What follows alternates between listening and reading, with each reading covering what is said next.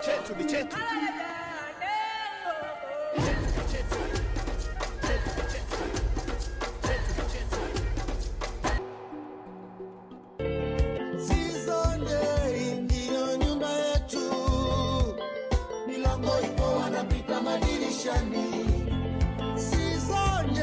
Baada ya Sizonje kuingia mchagoni na kujua chanzo cha uwepo wake hapa duniani, nilikaa naye jamvini na kuwapa yale yaliyoandikwa na waliotutangulia. Kabla ya kuitwa Tanzania, tulivishwa koti la udanganyika, kama siyo Tanganyika ya Mwalimu Julius Kambarage Nyerere na harakati za Bibi Titi Mohamed. Shomari Rajabu, mhifadhi historia hapa Makumbusho ya Taifa, anatujuza yaliyojiri mpaka kuipata Tanzania ya leo. Mtazamaji wa Chetu ni Chetu, bado tunathamini vya kwetu. Siku zote titi la mama litamu hata kama ni la mbwa. Ni maneno mazuri ya mshairi nguli kabisa ambaye amebaki katika historia ya Tanganyika, Tanzania mpaka kizazi cha sasa.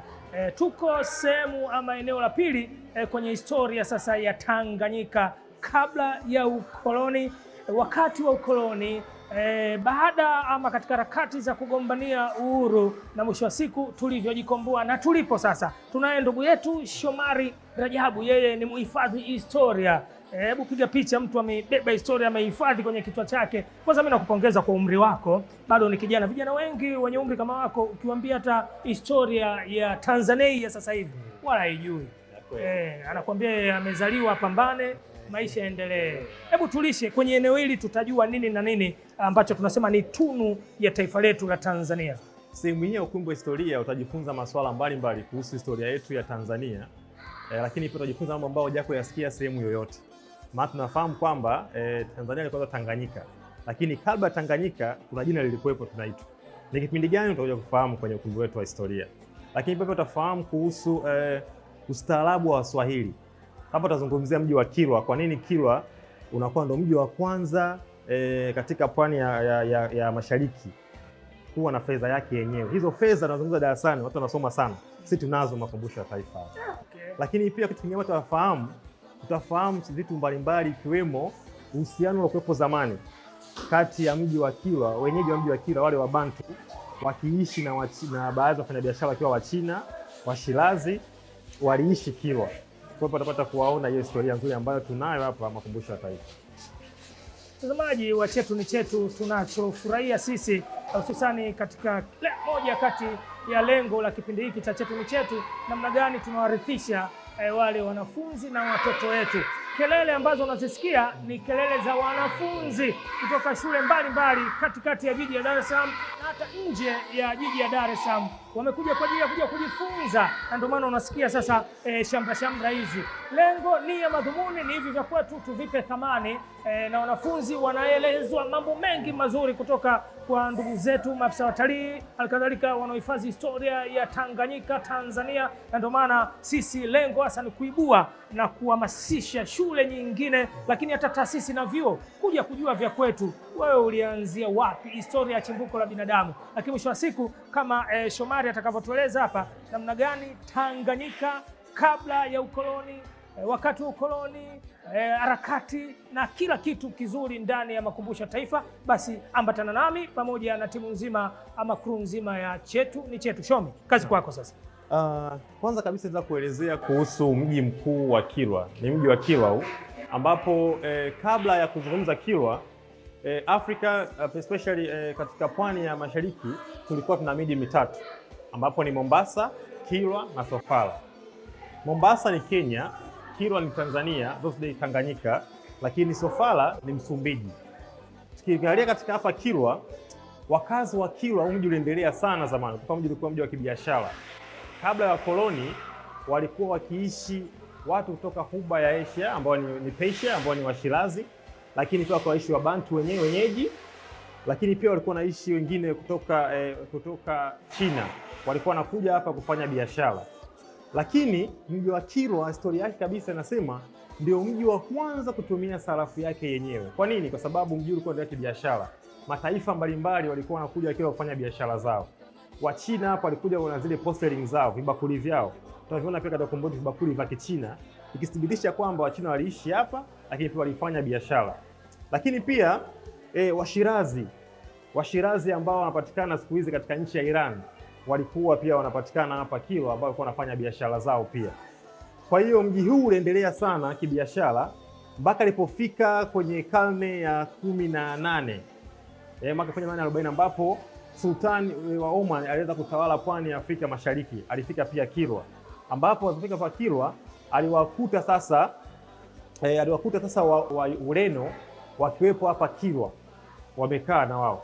Kwa hiyo wale Waarabu wakawafukuza Wareno watoke katika mji wa Kilwa.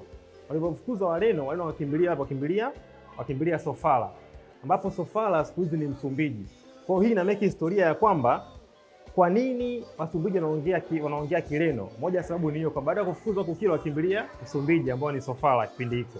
Na hii ina make sababu, kwa sababu gani hawa Wareno huko Msumbiji wanazungumza Kireno. Hiyo ndio sababu kuu, sababu walikimbizwa na huyu Mwarabu kutoka kwa Kilwa. Mwarabu kufika hapa Kilwa akaanzisha sheria zake mwenyewe binafsi, lakini pia akaanzisha biashara ya utumwa mwaka 1840. Sasa baada ya historia nzima hii ya kuelezea kuhusu Kilwa, Waarabu pia walipotokea hapa, kuna baadhi ya vitu mara niwaonyeshe ambavyo vinaonyesha sasa ni kweli biashara ilifanyika kabla ya ukoloni, lakini pia ni kweli kulikuwa na biashara ya utumwa. Tutajifunza pia. Lakini pia wengi tunasoma sana darasani ya kwamba Afrika na Europe tulikuwa sawa kiuchumi. Kwa nini tulikuwa sawa kiuchumi? Kwa kuna evidence ambazo tunazo makumbusho ya taifa inaonyesha kwamba ni kweli kiuchumi tulikuwa tuko vizuri na tulikuwa tuko sawa pamoja na watu wa Europe au bara la Ulaya. Sasa tukajifunza. Katika moja ya vitu ambavyo tunavyo makumbusho ya taifa ni kuonyesha jinsi gani wa Afrika au Tanganyika tulikuwa tuna tamaduni zetu, tulikuwa tuna teknolojia yetu kabla ya ukoloni. Moja kati ya vitu ambavyo tutafanya ni kuwepo kwa ugunduzi wa chuma kipindi cha Iron Age, ambapo tulikuwa tuna wale wahunzi wa vyuma, na hapa sasa nazalisha mji maarufu sana Tanganyika au Tanzania kwa siku hizi ambao wa Engaruka, ambapo alikuwa ni maarufu sana kwa ajili ya uzalishaji wa chuma. Lakini pia tuna hizi pottery au vyungu, vyote vilikuwa vinatengenezwa kupitia viwanda vidogo vidogo ambavyo tumia mikono tuweza kutengeneza vyuma, kugundua vyuma kwa ajili ya kutengenezea zana mbalimbali za kilimo ikiwemo mapanga pamoja na majembe. Lakini pia kwenye viwanda vidogo vidogo pia tuweza kutengeneza vyungu mbalimbali vikiwemo hivi hapa. Hii inasababisha kwamba ni kweli tulikuwa tupo katika hali ya sawa kati ya Europe pamoja na Afrika, sababu ya kutumia hii teknolojia yetu yenyewe ambayo tulikuwa tunajivunia sana. Lakini pia kipindi hiki ambacho tumegundua pia chuma kule Engaruka, walikuwa na uwezo wa kutumia chuma kama tiles siku hizi kwa ajili ya kupendezesha nyumba zao. Hapa tuna picha ambayo ikionyesha moja ya nyumba huko katika maeneo ya Engaruka yakiwa ametumia chuma kama tiles kupendezesha nyumba yao. Kwa hiyo ni moja ya nyumba ambayo tumegundua kule Engaruka, ambapo inaonyesha kwamba ni kweli chuma imetumika kama vile ni tiles au kuboresha nyumba yake au decoration katika nyumba kwa ajili ya kuweza kupendezesha nyumba yake zaidi. Kwa hiyo inasababisha ni kwamba chuma si tu kutumika kwa ajili ya kutengenezea zana za kulimia au kwa ajili ya kukatia ama visu, lakini kutumika kama mapambo katika nyumba. Hapa kwenye hii picha inaonyesha jinsi gani sasa hizo zana za chuma zilisaidia katika mambo mzima ya kilimo kama unavyoona katika picha hapa. Katika kuelezea mji mzima wa Kilwa, moja ya sifa yake ni kutumia sarafu yake yenyewe. Hapa tuna sarafu za zamani za mji wa Kilwa ambazo zimetumika kutokana na wafalme mbalimbali au katika vipindi mbalimbali. Kuna kuanzia karne ya 11 mpaka karne ya 14.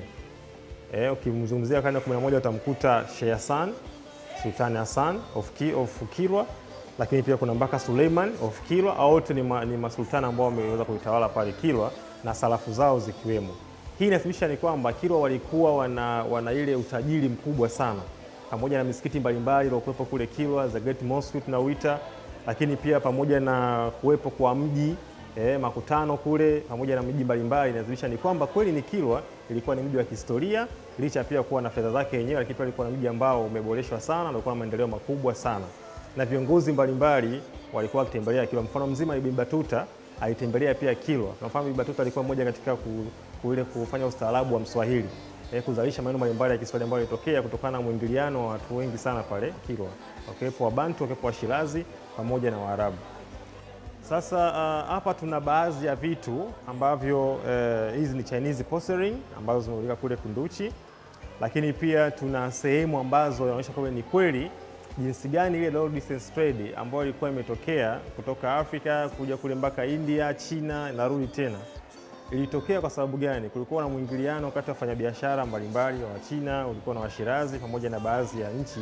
Hii ni ramani ambayo inaonyesha msafara wa masafa marefu, ambapo ukianzia Sofala kama nilivyosema pale, ni Sofala siku hizi ni Msumbiji, kutoka Sofala unakuja Kilwa ambako unatokea huko China, ambapo sasa nilisema pale Kilwa kulikuwa na mwingiliano wa watu wengi sana, walikuwa na Wachina, Washirazi walikuwa wanaishi pale pamoja na Bantu, mpaka baadaye wakaja Wareno wakafukuzwa na wa Oman, Sultan of Oman. Sasa inaonyesha ni kwamba ni kweli msafara wa masafa marefu ulikuwepo, lakini pia hakukuwa na element ya kuonyesha kwamba kulikuwa kuna biashara ya utumwa. Hakukuwa na biashara ya utumwa, ilikuwa ni watu wana exchange vitu mbalimbali, na hivyo vitu tutakuja kuviona hapo. Kuna vitu vya thamani walikuwa wanabadilishana navyo, walikuwa wanabadilishana zile mabakuli, walikuwa wanabadilishana na zile pamoja na zile pottery, nasema pottery kama vyungu. Lakini pia miaka 1000 mpaka 1300 Anno Domini ndio kipindi ambacho hii biashara ya masafa marefu ilikuwa inaonekana hapo inatokea.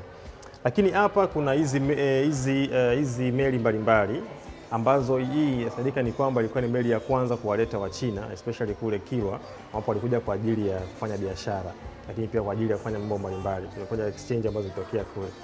Kwa hiyo hii ni moja ya picha ambayo imechorwa na mchoraji huyo, ambao kwamba miaka 1417 mpaka 1419 ilifika hiyo meli kwa ajili kule Kilwa kwa ajili ya kufanya hizo biashara zao.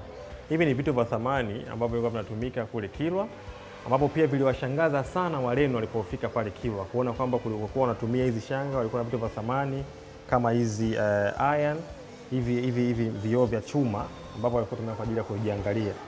Sasa hivi viliwashangaza sana Wareno kuona hivi vitu ambavyo walikuwa kule Kilwa, kipindi ambacho Wareno walienda kule Kilwa ambao walitaka kutawala.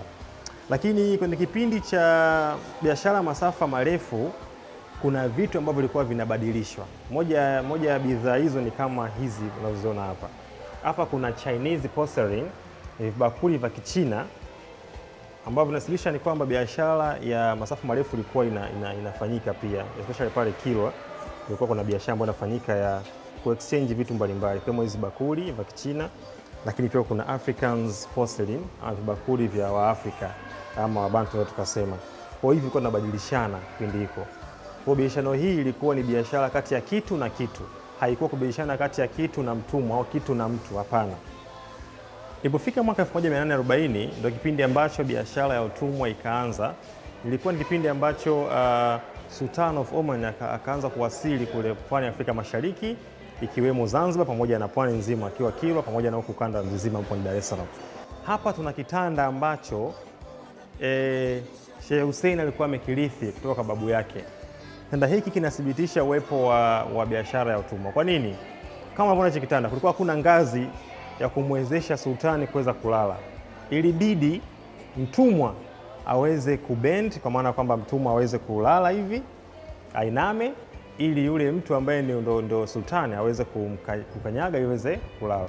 Au ilikuwa mtumwa ambebe yule chief ama sultan ili aweze kulala katika hichi kitanda.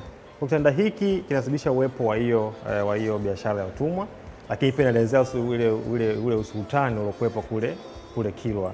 Baada ya hapo pia tuna hii sanduku ambapo sultani alikuwa anahifadhi nguo zake au vitu vyake, alikuwa akihifadhi humu, alikuwa akiweka humu vitu vyake vya thamani.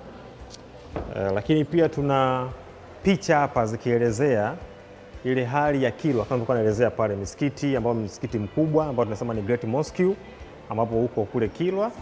Lakini uwezo kaelezea biashara ya utumwa pasipo pia kuona uthibitisho nani kaleta biashara ya utumwa, lakini pia vitu gani. Je, utumwa ulikuwa unahusisha tu kuuza watu? Hapana. Lakini pia unaweza kuhusisha kuuza pembe, nasema ni ndovu pia, au elephant tusk tunasema. Hapa tunaye mtu anaitwa, jina lake ni Ahmed bin Muhammad Meljeb, ambapo jina lake la utani tunamuita Tip Tip. Kwa maana gani? Alikuwa akitumia silaha kwa ajili ya kuwa capture wale watumwa, kutumia silaha yake. Sasa wale wa Bantu wanasema walikuwa wanashindwa kuweza kuhitaji jina lake, ndio akamuita jina la utani Tip Tip. Lakini jina lake sahihi, jina lake anaitwa ni Ahmed bin Muhammad Meljeb, ambaye tunaweza kusema kama ndio yule founder ama ndio source ya chimbuko la kuwepo kwa biashara ya utumwa. Lakini hapa kuna ile misafara ya biashara ya utumwa na jinsi gani wanapokuwa wanachukuliwa pamoja na katika msafara mzima. Walikuwa wanabebeshwa minyororo, wanafungwa minyororo, lakini kwa wanapitishwa misafara mirefu sana, misafara mirefu pamoja na hao wengine walizo wamebeba silaha kwa ambao kwa wanachukua hawa watumwa. Inaonyesha kwamba ni dhahiri kwamba watumwa walikuwa wananyanyaswa, lakini pia walikuwa wanateswa sana kutokana na hii jinsi ya halisi ilivyokuwa naiona hapa. Kitu ambacho tunataka tujifunze hapa ni kwamba aina ya watumwa ambao wanachukuliwa, walikuwa wanachukuliwa watumwa wanapelekwa Bagamoyo kwa ukanda wetu sisi, na baadaye pale ndio kunakuwa kama mchujo fulani kwa ajili ya kuwawezesha kuangalia, je, huyu anatufaa tumpeleke au tumpeleke. Na ndio maana utakuta aina ya watumwa ambao wanachukua walikuwa ni very strong, wana nguvu. Walikuwa na nguvu sana, waweza kuonyesha jinsi gani waweza kwa capture hawa slave. Sasa biashara ya utumwa ilikuwa ihusishi tu kuuza watumwa au binadamu, lakini pia ilikuwa inahusisha kuuza hizi pembe za ndovu ambazo unaziona hapa tunazo. Sasa hii structure nzima au statue inaelezea jinsi gani hawa slaves walikuwa wanabebeshwa zile pembe za ndovu, walikuwa wanasafirishwa nazo, lakini kama mtoto anabebeshwa mzigo kwa mzigo kichwani. Lakini pia inaonyesha jinsi gani hawa slaves walikuwa wanachukuliwa walikuwa ni wale ambao wako very strong, walikuwa na nguvu sana. Hapa juu walikuwa wanakuwa na kama pati ya iron hivi, walikuwa wanafungwa minyororo huku juu, ambapo minyororo yake tumehifadhi hapa tunao. Ili mojawapo ya pati ya ile iron chain ambayo tunaenda kwa ajili ya kumfunga yule mtumwa. Hii hapa ambayo tunayo. Lakini pia hapa tuna picha ya sultan. Tunafahamu kwa Zanzibar ilikuwa ndo sehemu ya market, soko la watumwa kule Zanzibar. Na huyu ndo alikuwa ndo mfalme wa Zanzibar, namuita mfalme wa pili wa Zanzibar, Sultan Bargash bin Said wa Zanzibar, kabla yule wa kwanza ambaye ni Said wa Zanzibar. Huyu sultani wa Zanzibar ambaye alikuwa ni Bargash. Yeye pia alikuwa amechukua soleheri ya kuwa ndo kama mfanya biashara mkuu kwa upande wa Zanzibar kule. Lakini ile hali ya utumwa ilienea, ilikithiri kwa kifupi. Hapa tuna picha ambayo inaonyesha jinsi gani unatakiwa kumheshimu even mtoto wa mfalme au wa sultani. Kama unavyoona hapa amemheshimu huyo mtoto ambaye ni mfalme. Yaani kumheshimu mfalme haitoshi, mpaka kizazi chake pia ukiheshimu, kama unavyoona hapa. Yaani ukimwona mtoto wa mfalme ni sasa kama umemwona yule mfalme mwenyewe. Ndio hii thought kama unavyoiona hapa anapokuwa ana imagine. Lakini pia kazi mbalimbali za kufanyika. Hata hizi kazi za kutoa kilimo kinini ilikuwa mojawapo ya kazi kama vile unafanyishwa kama vile unakuwa mtumwa. Ndio maana hapa huyu jamaa alikuwa anaiona kama yeye ndo mtumwa, sasa anatumikisha hawa vibarua. Si hivyo tu, hata katika issue ya ndoa, watu ambao wametoka katika familia ya utumwa walikuwa haruhusiwi kuoa katika familia. Kama unavyoona hapa, walikuwa haruhusiwi kuoa sababu huyu jamaa amemtaka binti kutoka katika hii familia. Lakini hawa familia wamesema hapana, sababu wanatoka katika familia ambayo ilikuwa ni watumwa wa zamani. Walikuwa hiyo thought ilikuwepo. Kila hata Zanzibar kule ilikuwepo hizo thought, lakini siku hizi wakati tunamshukuru Mungu hizo hali zimebadilika. Unaweza ukaoa pia. Kwenye kuondoa kabisa biashara ya utumwa ilipitia katika kusaini mikataba mbalimbali. Lengo lilikuwa ni kuondoa biashara ya utumwa. Mikataba mbalimbali iliweza kusainiwa kwa lengo la kuondoa biashara hizo. Mfano, mkataba wa kwanza ulisainiwa mwaka 1822 ukijulikana kwa jina la Mosba. Moresby alisaini mkataba wa kuondoa biashara ya utumwa ikiwa pamoja na sultani wa Zanzibar ambaye alikuwa ni Said. Lakini ilipofika mwaka 1845, kipindi baada ya vita ya pili ya dunia, Hamilton alisaini pia mkataba wa kuweza kuondoa biashara ya utumwa pamoja na sultani wa pili ambaye alikuwa Sultani Bargash. Ilipofika mwaka 1873, hapo ndo hitimisho au kuweza kusema kuondoa kabisa biashara ya utumwa hii Afrika, ambayo ilikuwa mwaka 1873. Mkataba huo kuondoa biashara ya utumwa ulikuwa kwa jina la Freire, ambayo ilikuwa ni Freire pamoja na Sultan of Oman ambaye alikuwa kule Zanzibar. Waliweza kushauriana na kufikia mwafaka kama biashara ya utumwa iweze kukamatika ama kuondolewa kabisa. Hii ni moja ya historia ambayo napenda kuifahamu kutoka Makumbusho ya Taifa, ikielezea jinsi gani biashara hii ya utumwa iliweza kuondolewa kuanzia mwaka 1822 mpaka mwaka 1873. Sasa kuna vitu mbalimbali ambavyo inabidi tuvifahamu pia kwa nini iliondolewa, lakini pia kwa sababu hipi ilitokea mpaka biashara ya utumwa iliweza kuondolewa. Wanasema kuisha kwa biashara ya utumwa ikaanzishwa biashara nyingine ambapo inaitwa legitimate trade.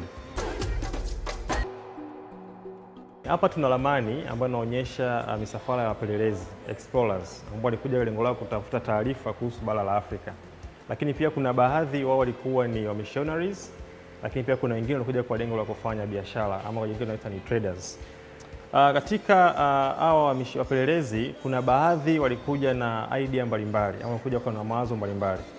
Mfano mzuri, kuna huyu ambaye tunamuita Hans Meyer, ambaye yeye alikuwa ni mmoja kati ya mwalimu kutoka kule Leipzig, ambaye alijiunga na bodi ya kuendelea kwa mkurugenzi wa bodi kwa lengo la kuweza sasa lengo lake lilikuwa ni kuweza kuanzisha makumbusho, ambapo kipindi hiko kilikuwa ni kipindi cha Mjerumani, kuanzisha makumbusho, ambapo baada ya vita ya kwanza ya dunia sasa kuhitimika, Mwingereza alikuja kuichukua idea na kuanza kuanzisha makumbusho, ambapo ilijulikana kwa jina la King George V, ambapo tutaweza kuiona baadaye kule chini pamoja na picha yake. Lakini baada sasa ya kuwepo kwa ukoloni, baada ya Berlin Conference mwaka 1884 kulitokea situation ambayo tunasema ni colonialism in Africa, ukoloni barani Afrika, ambapo Tanganyika ilikuwa chini ya ukoloni wa Mjerumani, lakini baada ya vita ya kwanza ya dunia ikawa chini ya ukoloni wa Mwingereza. Sasa kipindi cha Mjerumani alipokuwa na tawala, kulitokea masuala mbalimbali ya kupinga ukoloni wa Mjerumani. Hapa tutajifunza historia ya jinsi gani Afrika au Watanganyika waliweza kupinga biashara, waliweza kupinga ukoloni wa Mjerumani au ile sheria za Ujerumani walipowasili hapa Tanganyika kipindi hicho. Lakini pia historia inatuambia kwamba kipindi ambacho tunatawaliwa na Mjerumani, nchi yetu ilikuwa inajulikana kwa jina Tanganyika, inajulikana kwa jina Ost Africa, kwa maana ya kwamba ilikuwa inahusisha nchi kama Burundi, Rwanda pamoja na sisi, kipindi ambacho tunatawaliwa na Mjerumani, kwa maana ya kwamba Germany East African Companies ambazo zimekuwa zimeelezewa katika historia yetu. Baada ya Mjerumani kuwasili Tanganyika, wakaanzisha sheria zao wenyewe, sheria zao binafsi, ambazo sisi tulikuwa na sheria zetu kabla ya hapo. Mmoja ya vitu ambavyo vijana wa Wajerumani wakaanza kuleta ile assimilation, kwanza kunyanyasa wale wa Tanganyika ama wale wa Afrika ambao walikuwa kipindi hicho. Sasa sisi kama wa Afrika tukaanza kureact na kuonyesha kwamba zile sheria za Kijerumani ambazo wameleta nazo sisi hatukuzihitaji, sababu tulikuwa tuna sheria zetu. Tukaanza kupigana nao. Moja kati ya silaha ambazo tulikuwa tunatumia ni hii shield, ambayo imetengenezwa kutokana na ngozi ya ng'ombe. Kwa hiyo ilikuwa kama vile ni ngao kuweza kupigana na wale wa Jerumani, lakini pia kama unavyoona katika picha hapa, hii ni moja ya yule mpiganaji ambaye aliweza kupigana nao wa Jerumani. Lakini moja kati ya kitu au kithibitisho ambacho kinasababisha ni kweli Wajerumani walikuwepo hapa Tanganyika ama hapa Afrika ni kuwepo kwa hii crown, ambapo ina represent uwepo wa Jerumani hapa Tanganyika. Lakini tuna huu uskani ambapo ilitumika kwa ajili ya kuwaleta katika meli ambayo imewaleta Wajerumani hapa. Lakini baadaye kufika mwaka kwa jina la Gotsen, huu uskani katika hiyo meli zilikuwa Gotsen kwa zamani. Lakini ilipofika mwaka 1927 meli hiyo ilibadilishwa jina na kuitwa MV Liemba, ambapo inatumika mpaka sasa. Ukifika sehemu nyingine ambazo ni hizi hapa, zinaonyesha picha mbalimbali kipindi cha Mjerumani na baadhi ya watemi au machifu hapa Tanganyika, tukiwa na Mtemi Milambo kutoka kule Tabora, lakini kwa Wanyamwezi, lakini pia tukiwa na shule ya kule ya Tanga ambayo ni Tanga Girls, walikuwa wanafundisha masuala mbalimbali. Unajua historia inatuambia kwamba hata mashuleni tumeambiwa kwamba japokuwa zile huduma za kijamii zilianzishwa katika utawala wa koloni, lakini lengo lilikuwa si kuwapa elimu. Lengo lilikuwa ni kuwafundisha ili waweze kufanya kazi chini yao. Na hizo mafunzo wa elimu ambayo wanafanyiwa ni kuwa kama watumwa, kuwa kama vibaraka kwa ajili ya kuwasaidia wale wa koloni. Na ndio maana ilikuwa nasema kwamba hizi huduma za kijamii lengo lilikuwa ni hilo. Lakini pia mfano mzuri wa hospitali. Hospitali lengo lake lilikuwa si kuwatibu wale wazao wa pale. Lengo ni kuwatibu wale wa koloni wenyewe. Mfano mzuri utakumbuka tuna hospitali ya kujengwa ambayo ni Ocean Road Hospital, ambapo Ocean Road Hospital ilijengwa na Mjerumani. Utaona katika picha pale. Lengo lilikuwa si kuwatibu wale wa wenyeji. Lengo lilikuwa kujitibu wale wa koloni wenyewe. So hawa ni baadhi ya chief kama nilikuwa naelezea. Kuna chief wa Songea ambaye ni Mbwera, Pia mojawapo ya vitu ambavyo machifu waliyafanya, mfano kama chifu wa Morogoro kule, Chief of Msovelo, Mangungu of Msovelo, huyu ndio mojawapo alisaini ile mikataba ya kiulagai na Karl Peters. Tunasema Boga Street, alisaini Chief Mangungu of Msovelo wa kule Morogoro. Mikataba ya zamani inakuja wanasainishwa, ilikuwa kwa lugha unasaini kwa lugha ambayo si yako. Afu baadaye kwenye kutafsiri kitu ambacho tofauti ambacho kitaandikwa pale. Mwisho siku unaambiwa umesaini kitu ambacho unatakiwa kuiacha hii ardhi. That's what tunasema ni zile Boga Street au zile fake treat. Lakini pia kuna baadhi ya kitu ambacho ni muhimu sana kukifahamu, ikiwa ni kuwepo kwa ramani ambayo imechorwa mwaka 1911, ramani ya jiji la Dar es Salaam. Mara ya kwanza kabisa iliweza kudizainiwa na Wajerumani, lakini baadaye ikaanza kuwekewa maboresho na Waingereza.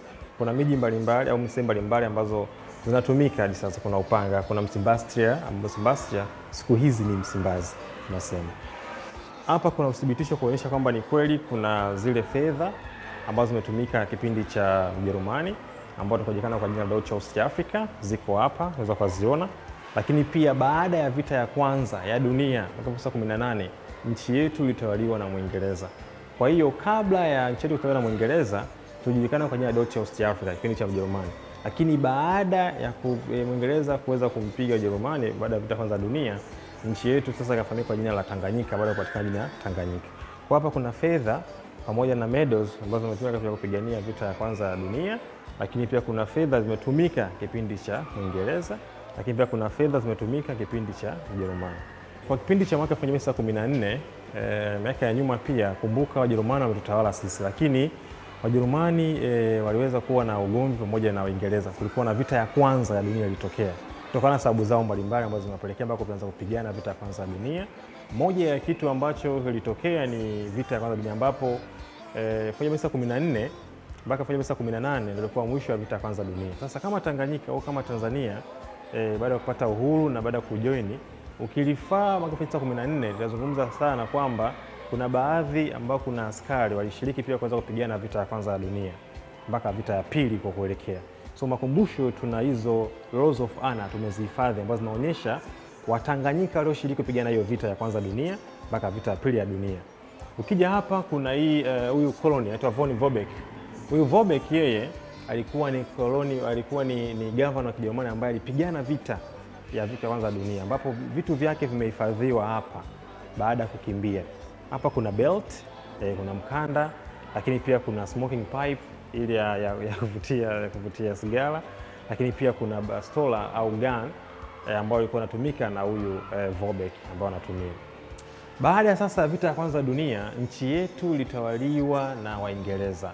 Hapa ni kipindi cha Mwingereza kuitawala Tanganyika, na hapo ndipo jina Tanganyika pia likaja baada ya ile Deutsche Ostafrika.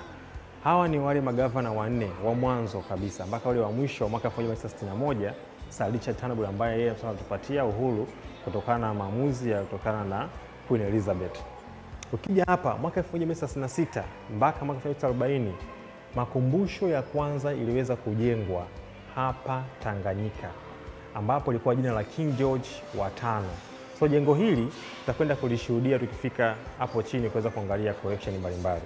Kwa hiyo ni kuombe uzidi kuangalia kipindi chetu uweze kujifunza sasa namna gani Mwingereza aliweza kujenga makumbusho ya kwanza hapa Tanganyika.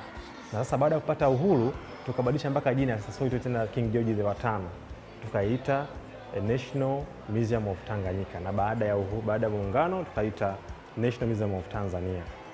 So hii ndio makumbusho yetu ya kwanza, na ile jengo tutakwenda kulishuhudia hapo chini, ambalo limejengwa mwaka 1966, limefunguliwa mwaka 1940 chini ya Mwingereza. Baada ya nchi yetu kutawaliwa na Mwingereza, lakini pia kukaanza pia vuguvugu la kudai uhuru.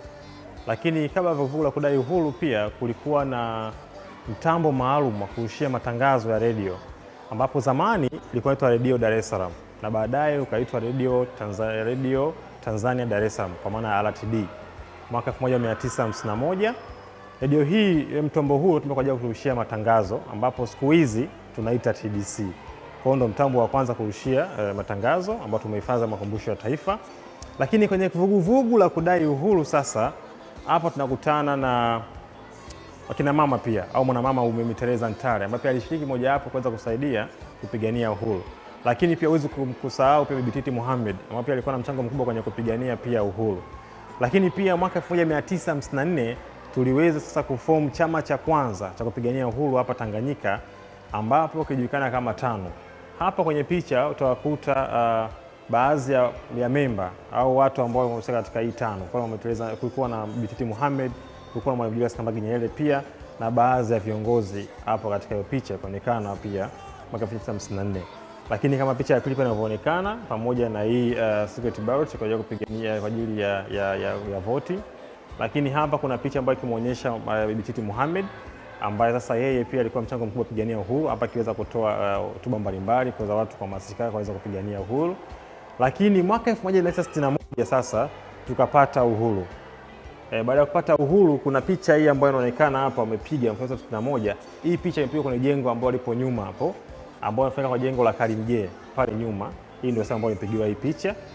Lakini pia kipindi tunapata uhuru kama Tanganyika, hii ndio ilikuwa bendera yetu ya kwanza ya Tanganyika.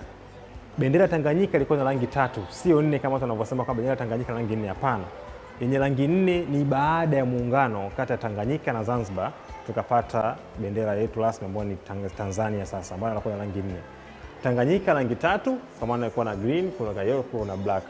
Green tunafahamu inamaanisha kitu gani, ambayo ni forest, yellow minerals, lakini ni black represent wale indigenous au wale watu husika ambao ni sisi. Baada ya kupata uhuru kuna sherehe mbalimbali zilionekana hapa kama siku hii ambapo ile gavana wa mwisho wa Kiingereza Sir Richard Turnbull ambapo alipatia uhuru Julius Kambarage Nyerere hapa kitawazwa kuwa chief wa Mazengo wa kabila la Wagogo baada ya kuwa rais huyu akiwekewa wakfu na ule chief wa Mazengo mwaka 1962. Lakini hapa sherehe mbalimbali za mwaka wa 9 Disemba zilikuwa zikifanyika, au washereheshaji wakiimba kuhusu uhuru, ilikuwa 9 Disemba. Na hili sasa ndio lilikuwa baraza letu la kwanza la mawaziri la Tanganyika huru. Ndio baraza letu la kwanza hapo kiliangalia. Kwa Julius Kambarage Nyerere katikati, kushoto kulikuwa kuna msala nyuma kuna Job Lusinde alikuwepo, Rashidi Kawawa, Asante Rabe, Jefani Nsiro Swai, kuna Oscar Kambona, Tewa Saidi Tewa, Jack Mek. Lakini pia kutoka kushoto kuna mbele ya Paul Bowman tunaye Saidi Fundikila pamoja na Julius Kambarage Nyerere ambaye alikuwa amekaa hapa katikati, pamoja na Ernest Veso kiamlikana na Amil Jamal tunavyoona hapa. Lakini kufika mwaka 1964 tulikuwa na muunganiko sasa. Tulikuwa na muunganiko kati ya Tanganyika na Zanzibar. Tuliungana mwaka 1964 ambapo sasa baada ya muungano tukapata sasa hii ndo national flag yetu rasmi kama Tanzania, sio Tanganyika, kama Tanzania, na tukaadi blue ikielezea water bodies, lakini pia kumaanisha pia ni Zanzibar. So water bodies sababu tumebarikiwa kuwa na mito, bahari pamoja na maziwa. Baada ya kupata uhuru mwaka 1961 na baada ya muungano 64 kidogo tulisheki kwenye uchumi, na ndio maana Julius Kambarage Nyerere akaja na idea ya kuwa na socialism and self reliance, kipindi cha Arusha Declaration, ujamaa na kujitegemea. Ilikuwa mwaka 1967. Hapa kama ulivyoona vikundi vya vijana mbalimbali wakaweza kuhamasika, kuweza kukumbusha watu kutembea, walikuwa watembea kwa miguu kutoka mkoa wa Arusha mpaka kwenye mkoa mingine. Lengo ni kuweza kuunga mkono azimio la Arusha. Hapo Julius Kambarage Nyerere akiwa na baadhi ya watu hapa pia miezi 6 tangu kuanzishwa kwa kutangaza azimio la Arusha, Mwalimu Julius Kambarage Nyerere na vijana mbalimbali walikuwa na wanawake na hata wazee pia waweza kutembea kwa lengo la kuhamasisha sasa mikoa ya Dar es Salaam kuunga mkono azimio la Arusha pia. Hapa kama unavyoona wanakijiji wa makijiji mbalimbali mikoa mbalimbali, lakini hii kwa mkoa wa Kigoma wakiwa katika duka la ujamaa wakipata bidhaa mbalimbali.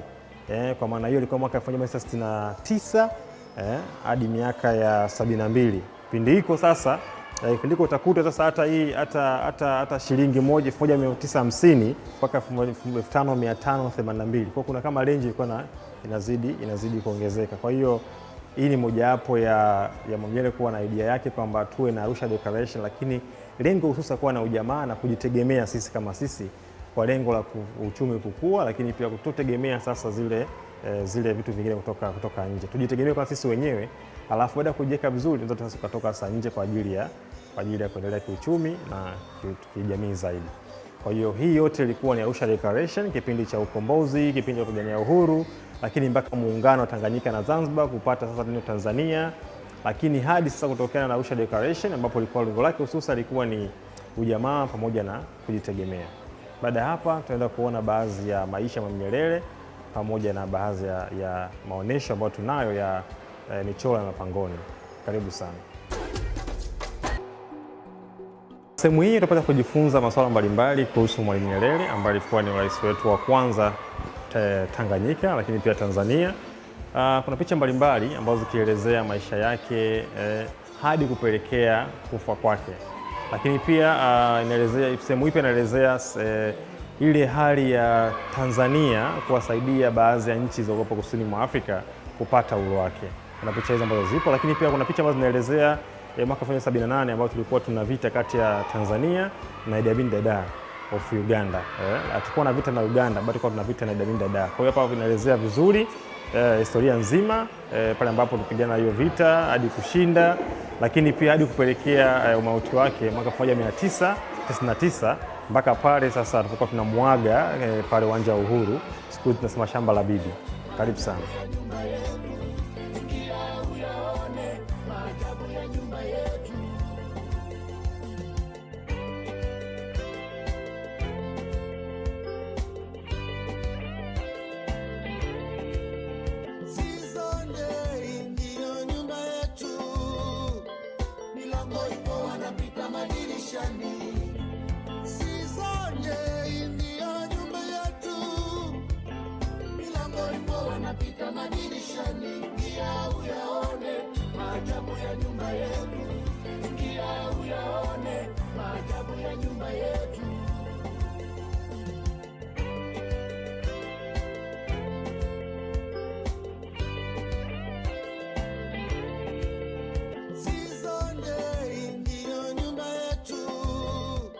Tuma maoni yako kuhusu kipindi hiki kupitia mitandao yetu ya kijamii: Facebook ITV Tanzania, YouTube ITV Tanzania.